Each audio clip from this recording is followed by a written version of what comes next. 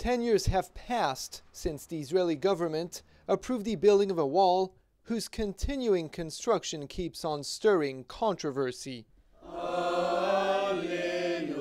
Father Ibrahim is praying against the progression of the barrier, which could soon cut through the Kremizan monastery. Usually we wait for the UN, for the superpowers, for the United States, for Europe, but nobody is hearing us. Our last chance is God, and we are sure God will never leave us alone.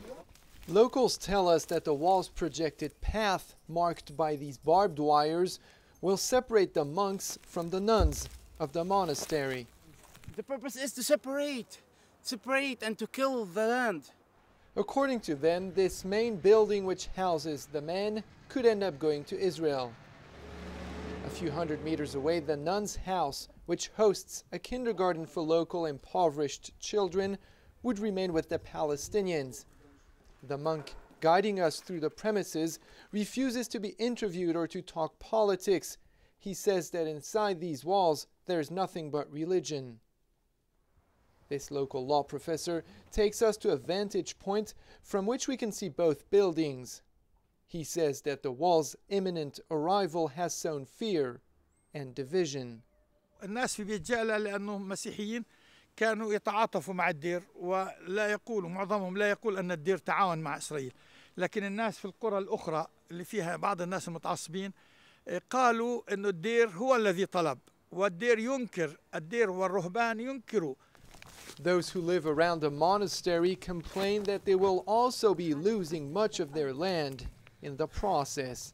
They will take not only my land, this whole, as you can see, the whole area, they will take all this land. This family accuses Israeli authorities of using the wall to grab the land on which the nearby settlement will be able to expand.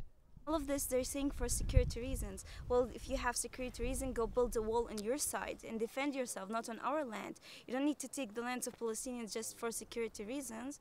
Tens of kilometers away, the wall turns into a high-tech fence which separates Palestinian territory from some of Israel's biggest cities, which lie in the distance. This is where Yossi Mendelvich takes journalists and politicians to make his point. 9 years ago, his youngest son was killed by a suicide bomber coming from the West Bank. יש מודיעין, יש פעילות של גדודים של הרשות פלסטינאית, יש אולי החלטה בגלל שיכול להיות שזה גרם להם נזק, אבל המשמעות היא שפיגועים ירדו בצורה משמעותית וניצלים חיים של אנשים, ואם זה ככה זה שווה, זה לא קונטרוברשל בכלל.